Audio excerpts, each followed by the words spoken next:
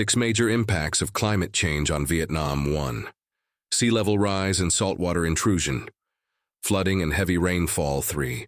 Drought and water scarcity or heat waves and temperature rise. 5.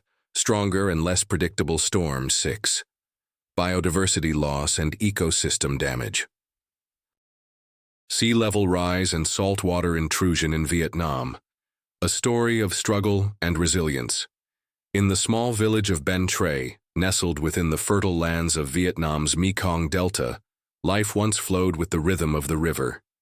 Here, in one of the world's most agriculturally productive regions, generations of farmers have raised rice, fished the canals, and tended to coconut groves.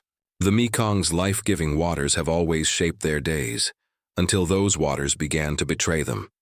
This is the story of how climate change, in the form of rising sea levels and saltwater intrusion, is altering the fate of millions in Vietnam, and why the world, especially those far removed from the muddy tributaries of Southeast Asia, should care. Chapter 1. The first signs. It started subtly. The rice plants grew weaker, the fish traps came up empty. Then, one by one, the wells turned brackish. Locals like Mr. Nguyen Van Hoa, a third-generation rice farmer, first thought it was just a bad season. Maybe the rains were late, he said. But the next year was worse, and the year after that, our fields were dry, cracked, poisoned by salt. The culprit was invisible but relentless. The sea. Vietnam's Mekong Delta lies barely 1 meter above sea level. This makes it exceptionally vulnerable to even slight increases in ocean height. Over the past 30 years, sea levels in the region have steadily crept upward. Combined with reduced freshwater flow from upstream due to dams, drought, and deforestation, seawater has pushed farther inland. Salt now contaminates drinking water, destroys crops, and undermines food security. Chapter 2. When salt becomes the enemy. For farmers in the Mekong Delta, water was always their ally. But now, it is a source of fear. When seawater invades the delta, it doesn't arrive like a tidal wave. It seeps silently through the soil, along the rivers and into the groundwater. Fields that once produced 3 rice harvests a year are now barren. Trees wither, fish die. Families sell land and migrate to urban centers, hoping to find work far from the poisoned earth. In 2020, a historic drought worsened the saltwater intrusion. Over 33,000 hectares of rice fields were damaged, with economic losses reaching millions of dollars. Schools closed temporarily as families pulled children from classrooms to help manage failing farms. Hoa's son Tien once dreamed of becoming an engineer. Instead, at 17, he was sent to Ho Chi Minh City to find work in construction. "The land could no longer feed us," Hoa said, "so my son must work to keep us alive." Chapter 3. The Vanishing Delta. The Mekong Delta is often called Vietnam's Rice Bowl, supplying more than half of the country's rice exports. But now, scientists warn that much of this land could disappear within a generation. A study by Climate Central found that under current projections, vast areas of southern Vietnam could be underwater by 2050. The consequences aren't just local. Global food supply chains would feel the shock. Sea level rise is not uniform. Vietnam's southern coast is subsiding due to groundwater extraction and sediment starvation, meaning the land is sinking even as the seas rise.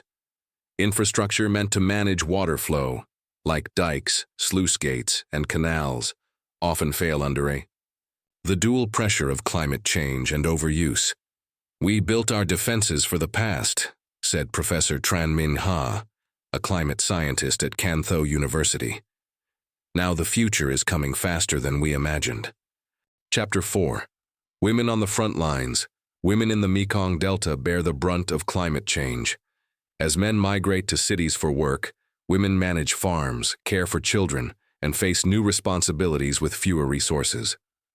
Nguyen Thilan, a 45-year-old widow, lost her fish ponds to saline water. With no savings and 2 children to support, she began raising shrimp, an aquaculture product more tolerant of salt. But shrimp farming is risky, capital-intensive, and environmentally sensitive. Some years I lose everything, she said. Some years I survive. Her story is echoed across the Delta.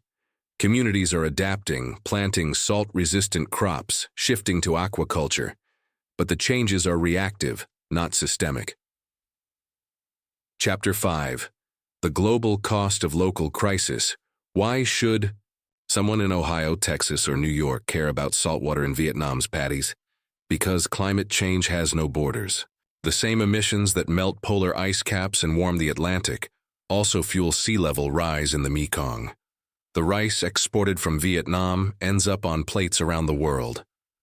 The displacement of farmers contributes to urban migration, social unrest, and global labor shifts. Moreover, the Delta's destruction represents a larger truth. Those who did the least to cause climate change often suffer the most. Chapter 6. Hope in the mud, yet all is not lost. Across the Mekong, innovation and resilience bloom. Young entrepreneurs are developing floating gardens. Universities research saline-resistant rice. NGOs partner with local governments to replant mangroves, nature's seawalls. Renewable energy is slowly replacing coal. And voices like HOAs are finally reaching the global stage. In 2021, Vietnam pledged net zero emissions by 2050. It's a bold goal for a developing nation, but it signals growing recognition of the climate crisis. Still, pledges alone won't save the Delta. Conclusion: a call to witness and action. The story of sea level rise and saltwater intrusion in Vietnam is not just about water, salt, and lost rice. It's about people. It's about a father watching his son leave home, a mother fighting to keep her land, and a nation wrestling with a future it did not choose. For Americans, and for the world, it is a story worth hearing and responding. Because the tides rising in Vietnam are rising everywhere. Whether we act or not will decide whether Ben Tre remains a story of sorrow or becomes a symbol of resilience in the age of climate change.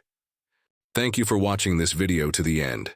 If you find it useful, remember to like, comment on the content you like, or share your views.